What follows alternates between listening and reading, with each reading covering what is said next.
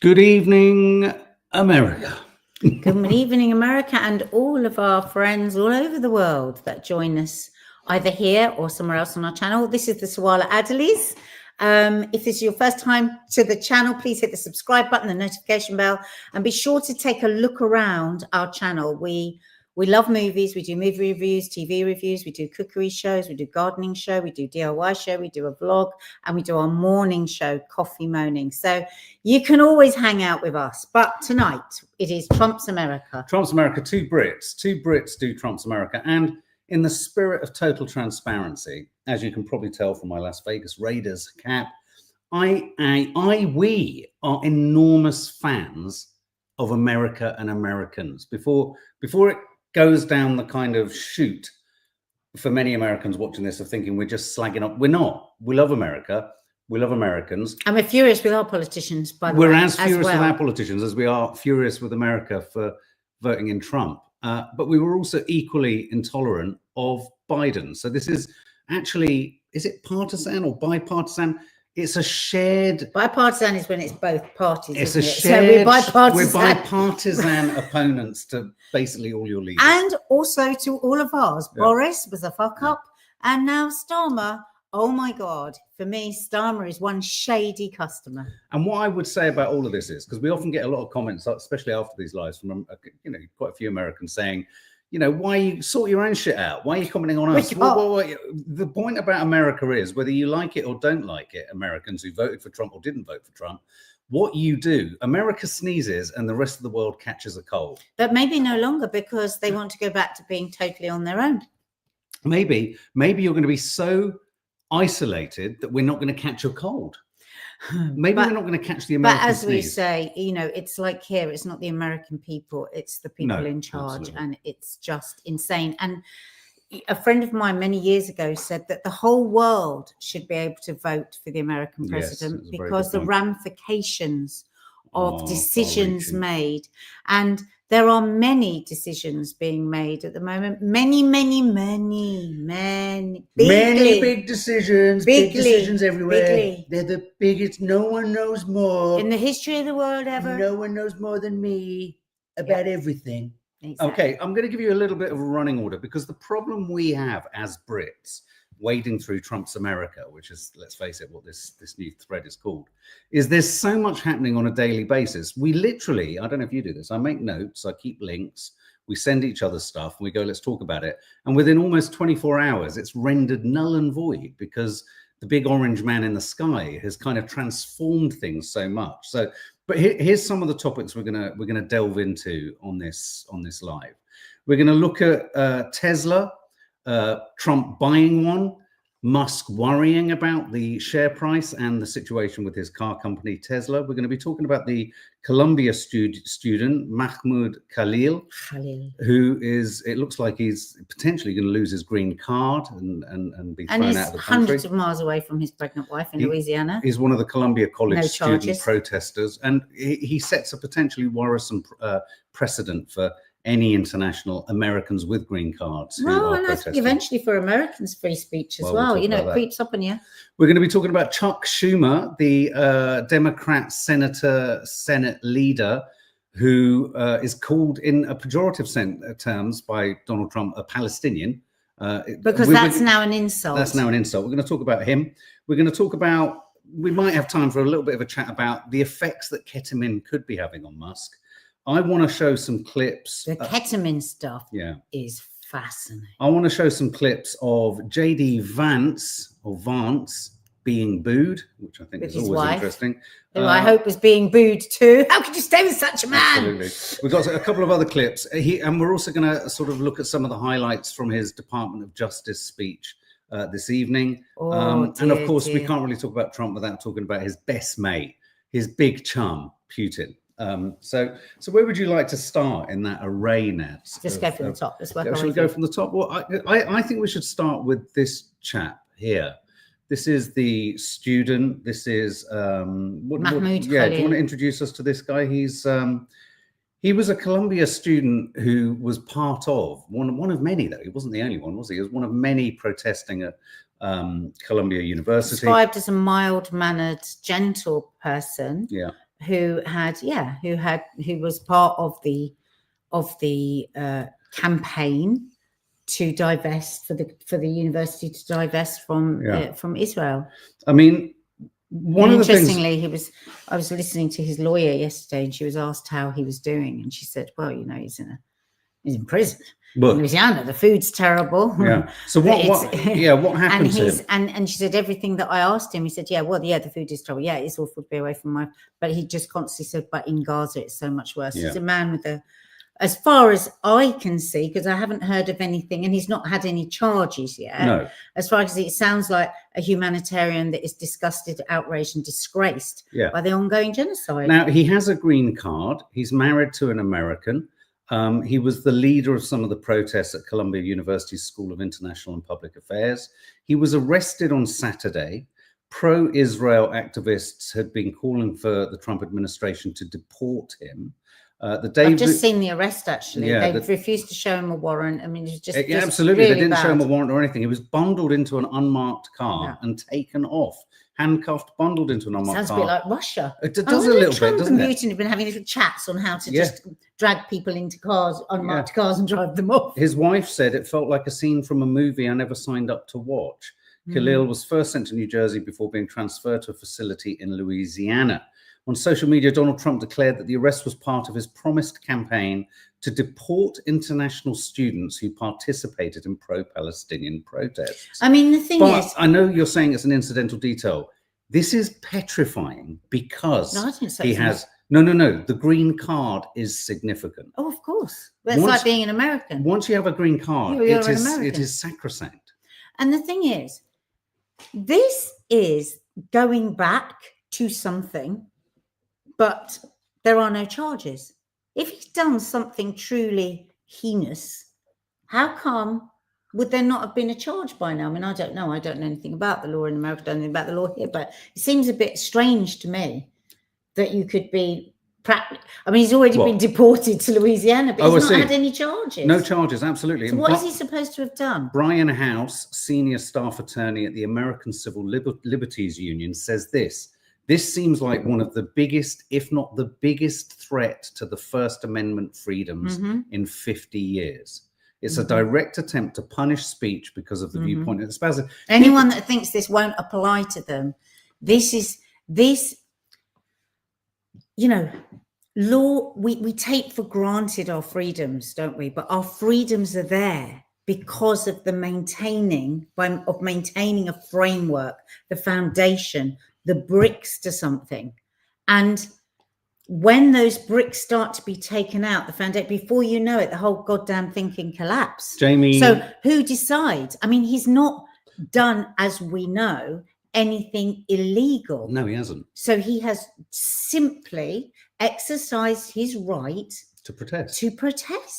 But also, we're seeing not as bad as this, but we've been seeing bit by bit here our rights taken about the right to protest. Well, Americans certainly are. Yeah, absolutely. Jamie Dasting Nisbet says McCarthyism, for anyone who knows American history, a particularly petrifying period in American history where anyone with any vague scintilla of a connection with any communist party, socialist party, or someone that somebody else didn't like, you were blacklisted and you had your lives absolutely destroyed. Ruined. It happened to a lot of people in Hollywood. There was a lot of chat that was behind some of the stuff that was going on with Marilyn Monroe. I mean, the problem with this is that for me, this speaks to the kind of, this is like Stasi. This is like Stasi Germany. This is like everything we hear or we are told about communist Russia. This is the mind police.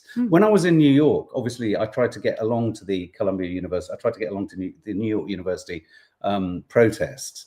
And I heard from one of the cab drivers who took me up, who was actually Middle Eastern. He said that many of the students who had been involved in the protests in New York were already having their applications for jobs and their names taken. They were being blacklisted on on apps like LinkedIn. It's just terrible. So the blacklisting is something different to someone being exported or expelled from a country. And let's not forget, America in many states is brutally deciding that women don't have a right over their own bodies, no autonomy of their own bodies. There was a doctor that was in court a few weeks ago, last week, for giving an abortion to a 10-year-old who'd been raped. You know, this is the breakdown of everything, isn't it? It really is. And every single thing has to be taken notice of. Yeah. Well, and we've seen it here with our right to protest here, nibbling away. You know, there's a march tomorrow for Gaza. And right up until the last minute, the Met Police are playing silly buggers again, or you can't go here, or we can't let you know yet what's allowed and what's not allowed. It's Hi, Judy very Phillips. scary. Did you see him calling MSNBC and CNN illegal? He's testing the fences. Absolutely. He's nibbling away at the edge of the biggest contradiction in all of this is JD Vance sits there squealing and screaming like a baby for free speech, and then as soon as the free press or the press asks, only them to be free. I've seen 2 instances this week, neither of which sadly I've recorded. One where Donald Trump was entertaining the premier of Ireland, and he asked someone where they were from regarding the question they'd asked about, was it Palestine? She said, "How are you going to move out the Palestinians from Gaza?" And he goes, "I never said I was going to." Where are you from? Where are you from? American View. And he said, not surprising, and moved on. So you can rest assured that their access has been removed. And then his press secretary or press spokesperson took a question from the Associated Press, and because it wasn't a question she liked, she said, I'll think twice again about asking Associated Press for a question. So Judy, what is the point of allowing questions if you're only allowed the question they like? Entirely agree. This is chilling. It really needs some people to be brave enough now. We need to see real bravery. And you know what? I think the media should do a complete blackout and not report on him at all. Well, they need to do the thing. They need to do the thing. I don't know if you remember me telling you when Madonna was at the Evita premiere, and because she'd been a bit of a cow to the press, and she'd been an absolute cow to me. All of the photographers put their cameras down. I've never seen a celebrity look so thrown. Everyone needs to stop reporting. That's the way to go about it. Us included them. Yeah, so see ya. I'm going to end the stream now. We're not reporting now. We're just chatting. I'm going to show you a clip, which I think what we'll do is we'll go through topics and we'll show you clips, because sometimes the clips tell you everything you need to know about the story. In the push against diversity, equality, and what does the I stand for in DEI? Is it integration? Diversity, equality, and integration, is it? Integration, I think, yeah. This is footage of them removing the Black Lives Matter mural. Inclusivity, thank you. Have begun removing the large Black Lives Matter mural on the street 1 block from the White House. The removal was announced last week amid recent threats to the district's funding. The painting was first ordered in June 2020 after days of protests over the death of George Floyd at the hands of police, with the area being renamed Black Lives Matter Plaza. The work is expected to take 6 to 8 weeks, with plans in place to redesign. I'm sure it was right at the top of the list of the most urgent things that need to be done. Desperate, is it? So this is the airbrushing of American history. So sick, because what he is doing here is playing to that crowd of real racists that feel like everything in their life has been stolen from them by this allowance of diversity. I mean, for God's sake, what is America built on? But people coming from all over the world, for God's sake. Yeah. Where is the pure American? I mean, it's got so ridiculous that they're trying to airbrush out every reference to anything that is diverse, which is ridiculous. So I think I said on one of our coffee mornings recently, they've gone through the kind of statute books and history books, and they're trying to remove any reference to the word gay. Gay is flagging up. They're literally going through it with a Control F button swipe to kind of remove it, but which of course means they're going to remove the bomber that dropped the nuclear bomb because it was Enola Gay. So, literally removing words, airbrushing history, airbrushing recent history to correct it along Trumpian lines.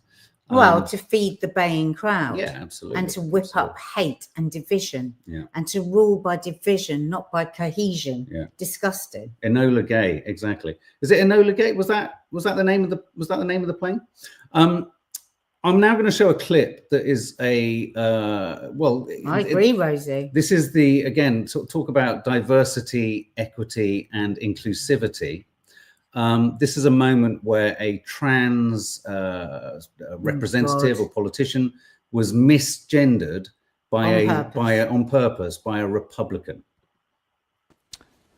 I now recognize the representative from Delaware, Mr. McBride. I now recognize the representative from Delaware, Mr. McBride. Thank you, Madam Chair. Ranking Member Keating, also wonderful. Mr. Chairman, could you repeat your introduction again, please? Yes, we have set the standard on the floor of the House, and I'm simply. What is that standard, Mr. Chairman? Would you repeat what you just said when you introduced a duly elected representative from the United States of America, please? I will. The representative from Delaware, Mr. McBride. Oh, God. Mr. Chairman, you are out of order. Mr. Chairman, have you no decency? Oh, I love the way. I mean, I've come to know you a little bit, but this is not decent. We will continue this You hearing. will not continue it with me unless you introduce a duly elected representative the right way. Oh, my God. This hearing is adjourned. Oh, It's the way the Republicans just close off conversation if they meet well, resistance. it's the height of ignorance and stupidity, isn't it? Yeah, to not be able to Judy, I discuss. love that she came back at him with Oh, Madam it was Chair. so good. Very brave. She's Yeah. very, very brave. And She has been so abused Pilloried. and insulted. She Pilloried. is one brave woman. And I just that's for love sure. that other kind of, minister, senator, whatever he was, who pushed back and said, "I've come to know you," and that's just not decent. But I think the Democrats have got to stop asking about decency. Forget about decency. It's gone out the window. No, love. I agree. But what breaks my heart about that, and I don't know if you agree, Judy, is that's the kind of American or Americanism that I identify with, that I can recognize, that I can see, where there is a kind of civility and a politeness all round. But this is just disrespectful. Disgusting. Whilst we're on the topic, And 48% of America did not vote for Trump. No, absolutely. I mean, it's even tighter than that. In the same vein, we have another politician here. This is a House committee where DOGE, Elon Musk's department, which is hacking through, money that's being spent just all apparently have on, a plonker moment. on transgender mice, apparently. What a plonker. What a tweet. What a tweet. Absolute dipstick. What a tweet. What an absolute numpty. So as he takes an axe to Social Security and all the kind of necessary kind of, limited funds that America has for the poor and the desperate and the needy in America. And when I listen to podcasts in America about the kind of people that are doing, it's so shocking. So shocking. People, like you say, in real need. Desperate, dire Just straits. shocking. And here we have a House committee and a Democrat politician here again losing his shit because he believes, quite understandably, and when I say losing his shit, quite justifiably, This man, to me, this man is a passionate hero. advocate for the disenfranchised and the put upon and the poor of America, because Musk couldn't even deign to attend or qualify what they're trying to do with their horrendous cuts. Can I say he is my poster pop star politician of the year so far? Oh, Judy just clarifies, because if you think about that, 47 to 48% of the vote, not everyone voted, as Judy says, only around 30% of the US population voted for him. So it's a small minority who unfortunately have all the power. But let's just check out this. This is the level of passion. And to be honest with you, I think we need to hear and see and feel more of this rather than the kind of po-faced nothingness that a lot of Democrats are giving us. Independence of the committee. Where's the legislature? We're an equal branch of government. And you start off with a blather, and yet look at the empty seats here. Where's Elon Musk? I'm sure he's a genius and is a very credible person because of the wealth he's accumulated. But that does not put him above the law or the responsibility to come before this committee in this Congress. If he's so great, if these plans and all the fraud and abuse that he's found are so evident, why isn't he here explaining it? Because he couldn't. You know why. Because he's out to privatize Social Security. Good Oh, man. I thought you were going to play all of it. It's the Good most man. fantastic. No, I mean, for 5 minutes, he just pulls Find it it and apart. watch it. It's he just pulls fantastic. him apart. It's just astonishing. It really is. Obviously, in other news this week, Tesla has been really struggling, and I know. No, don't, because I'm going to be upset. I mean, it's struggling so much. It's not fair. Okay, well, no. What about the billionaires? No, I know. Well, what about this billionaire? So Tesla, since December the 17th, I've looked at its price on the stock market. December the 17th, it had a market capitalization or value of 1.6 trillion. Since December the 17th, so since Trump's come in, Elon Musk's Tesla gold mine has gone from 1.6 trillion down to 800 billion. It's halved. Only 800 billion. It's halved. I'm just going to show you a little statistic there. There you go. This is and they're very year to date. upset about the tariffs. Yeah. Because I think they've appealed directly to Trump, haven't they? But guess what? Because it's not fair. But what do you do when Tesla's struggling, Musk's your mate, you're a corrupt politician, what do? You buy a Tesla. You do a full advert. Full advert at the front of the White House. Yes. The White House. And to help your friends. There he is. Look, there he is in his car with his chum. He's always given him so much money. He's given him so much money. So much money. But as you rightly say, though, Nads, Tesla, the tariff situation. Can you believe it? The tariff situation. The tariffs are like. The tariffs, I don't know if you've noticed this. Nadia always says, I hate it when people do things like 110%. You can get more than 100%. You do know that of Mark, anything. don't say this to me. You can. Don't talk to me about percentage. Okay, but we are getting into almost nigh on ludicrous percentages. I think 200% tariffs have been thrown on champagne, wine, and something else from France. We're going to get into sort of 1,000% tariffs in a minute. Anyway, but Elon Musk's Tesla even wrote a letter to Trump to say, please, the tariffs are hurting us. But look, here's a little clip of Donald Trump testing out his new toy. Wow. This is a different panel than I've had. Everything's computer. Everything's computer. Some say they should be labeled domestic terrorists. I will do that. I'll do it. I'm going to stop them. We catch anybody doing it because they're harming a great American company. You know, I've stuck up. So when he says they're calling them domestic terrorists, these are people who are damaging and destroying Tesla shops. So let me just give you that context for why. Domestic terrorists. I will do that. I'll do it. I'm going to stop them. We catch anybody doing it because they're harming a great American company. You know, I've stuck up for the NFL. I've stuck up for a lot of American companies and other companies, but American companies. He's very sad and he's very upset for his mate, whose company is being run into the ground. And as we say, apparently people boo as Teslas go by. Yeah, and apparently he has his detractors, which he just finds quite astonishing. So, did you say people boo? People are booing Teslas. Oh, well, they're not the only person that's being booed. Oh. JD Vance arrived to listen to some classical music. This was fantastic. At the Kennedy Center. And before we go into this clip, remember that JD Vance once said, the author of Hillbilly Elegy, that no one can really like classical music because it's too posh and it's too stupid.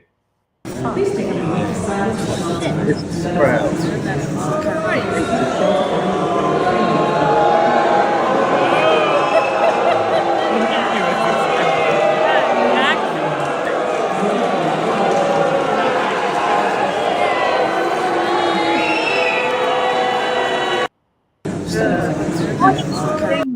How can she be with him? What must it feel like knowing they're being booed like that? When your husband is such a racist. It reminds me of the moment. Do you remember when disgusting. Was it Mike Pence? Why did they vice presidents end in unts? I don't know.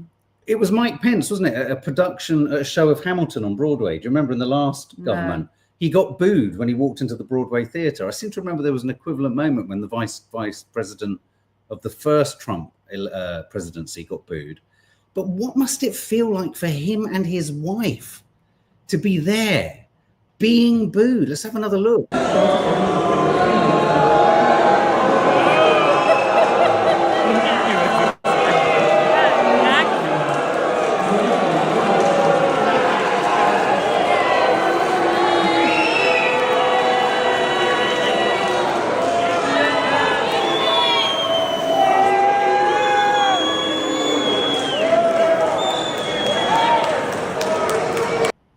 So the Right, so entire audience was booing him, essentially, Milkani. Can I just add this in? His mother-in-law, Vance's mother-in-law, that woman who is sat next to him's mother, right? Lakshmi Chilukuri, I think, of the University of California. She's also, she helped create a pilot course on race, ethnicity, and gender in biology and medicine, served on the university's Biological Sciences Diversity Committee, and has written proudly of her school's commitment to diversity. Wow. The university features its diversity efforts prominently on its website, and a letter from Chilukuri to incoming students emphasizes the school's, wait for it, steadfast adherence to principles that drive equity, inclusion, and embrace of diversity. That's her mum. That's bizarre. I mean, it's bizarre. Shut the front door. Shut the front door. Shut the front door and have a bloody major row with your husband and say, what the hell are you doing? So, I mean, his children. I know. Just shocking. In other news this week, Chuck Schumer was described, as we said earlier, as a Palestinian. That's Chuck Schumer. Leader. Yeah, he's a Palestinian. What a disgusting thing to use it like it's an insult. Into a criticism, exactly. It's just hideous. And by all accounts, apparently Israel and Trump's regime have been approaching West African countries, Somalia, Sudan, to take the Gazans forcibly. Are they going to be put on trains? Yes. No. They're talking about forcible eviction. And then are they going to be stripped naked? They're talking about forcible eviction. Right. Absolutely. Let's not forget Chuck Schumer is Jewish. He's a supporter of Israel, but he's not a supporter of Netanyahu. So Donald Trump castigating him, using the term Palestinian in such a fucking horrendous way, is actually him attacking someone who is actually a pro-Israeli individual. He's pro, the whole Israel kind of Zionist regime. He's just not pro-Netanyahu. It's quite shocking, isn't it? The way in which Trump is just aligning himself with a wanted war criminal, So Schumer, but Chuck Schumer is also coming in for some kind of, hostility from the rest of the Democrats, because he basically agreed to vote in the sort of bridging bill that allows the government to be funded for the next however long. Why did he do that? It's very odd. It's very odd. I don't understand enough about the way it works. I don't know. I mean, he's coming. He's coming in for a lot of stick. But of course, there's nothing worse as a high-ranking Democrat than Donald Trump posting about you on Truth Social, well done, saying he's a great guy. That's what I don't get. You're a good man. You've got to have done something wrong. In other news, here's some other little moments from just Donald Trump's Truth Social feed. The US doesn't have free trade. We have stupid trade. The entire world is ripping us off. Victim. I mean, him and Netanyahu are real. Netanyahu, him and Putin. Wow, They are all like the little boys who are crying. They're just, everybody's horrible to them, and it's not fair. Absolutely, and they go round the playground, punching everyone in the face, and wondering why everyone doesn't like them. And all just like so egotistical, very little testosterone, but trying to find it somewhere. Always acting like snotty little boys, crying about how unfair the world is to them. Very little testosterone and very little testicles, I think, too. In another post, Canada needs America. America does not need Canada. This is just rubbish. Mark Carney, new Prime Minister of Canada. Is a very smart guy. He's a very smart guy. He was obviously the former head of our Bank of England here. What was this other post that we had from Donald Trump this week? The European Union, one of the most hostile and abusive taxing and tariffing authorities in the world, which was formed for the sole purpose of taking advantage of the US. And this is where he said, we will shortly place a 200% tariff on all wines, champagnes, and alcoholic products. I mean, the world's gone mad. The thing is, he puts a tariff on and then the next day he pulls it off. Which is what they're all saying, when you listen to people in the know, they're all saying, which is so disastrous. So disastrous. Because, as much as people say, oh, well, he's kind of joking. Oh, he's having a bit of a laugh and he'll put it back on. But that for the markets is a disaster, isn't it? Because everyone's going, okay, I'm not going to do anything. Tonight at the Department of Justice, he gave a long, rambling speech, which we were listening to parts of whilst we were having dinner tonight. But here's an image that I found online of Donald Trump when he was talking about, he does actually acknowledge, he says, Mexico and Canada are doing great things with the fentanyl. Have you seen this image? This is him with, it's a prop of fentanyl. Donald Trump speaks next to a display of DEA evidence, but they're fake. Because if it was real, everyone would be running at it and sniffing it. Such a shame he just didn't go into a nice soap opera or something, isn't Oh, he? I Would have know. because he loves a bit of that. Yeah, but he says Mexico and Canada are working like hell to stop fentanyl trafficking. So he's kind of happy. He's kind of happy with what they're doing. No. He is realizing that he's going to have to backpedal on what he's doing. Well, there we go. Look, so he's got to make out that people are all doing what he says. Of course. Of course. So he can reverse the decision. Yeah. Bailey 2006, Schumer and Trump have been pals for years, two feckless New Yorkers. We love it when we get them intel from Americans. We haven't heard much about eggs for a while. By the way, the price of eggs is down 35% in the last week and a half. If I hear another story about eggs, I will. Well, why the hell are you bringing them up? We're all sick to death of bloody eggs. Because 35%. I mean, where does he get these percentages from? Darling, he just picks numbers and just says them. It's true. It's true. Now, in other news, Elon Musk. Well, there's a story about the sort of messianic qualities this is fascinating. that repeated and constant abuse of ketamine can lead to. And when you then add to this the Which idea, there is an epidemic of in this country, guys. Yeah, there really Watch is. out for your youngsters. Ketamine is far more prevalent than you can even imagine. Brother claims that Elon Musk is going mad in public. This is his own brother. This is his own brother. He says that he is paranoid. He is struggles with he struggles with anxiety. Have you seen him?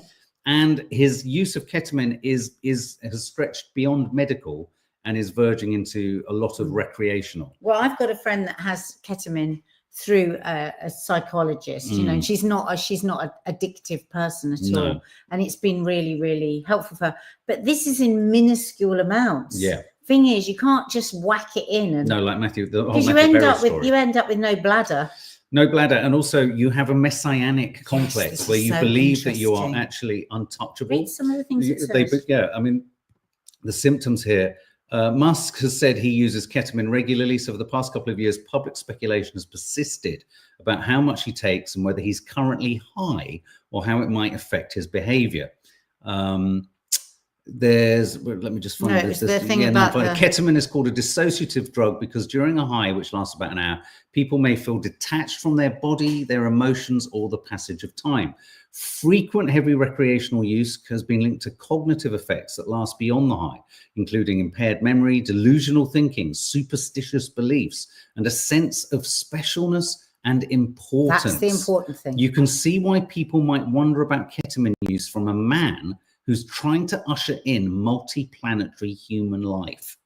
And who's barged into global politics and is attempting to renegade, re-engineer the US government. Yeah. So it's that idea that, because I mean, you know, most drugs, you would say any of those things, but it's that thing about truly believing that you are a special one above all others, isn't it? I think it was a different one you were reading to me. Even infrequent users, those who use on average roughly 3 times a month scored higher on a delusional thought scale than ex-ketamine users, people who took other drugs and people who didn't use drugs at all.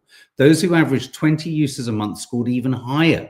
People believed they were the sole recipients of secret messages, or that society and people around them were especially attuned to them. The psychological profile of a frequent ketamine user was someone who had profound impairments in short and long-term memory and was distinctly dissociated in their day-to-day existence. That's what I feel like he's like the whole time, every time he talks. But it's this inflated sense because a lot of drugs, you know, while somebody's on them, I mean, you know, that can even happen with a few gin and tonics. Oh God, I can rule the world. Everything I'm saying is fantastic. But the thing is, this ketamine, it continues on after the high, after the low, doesn't it? I mean, I'm not encouraged when I look at their head of health, and I'm not voice shaming, but he doesn't sound or look the picture of health, RFK Jr. I think he's got something wrong with him. Yeah, no, I know, but hasn't he got an illness? I think so. I don't know. I mean, someone's just said maybe he could introduce Trump to some ketamine.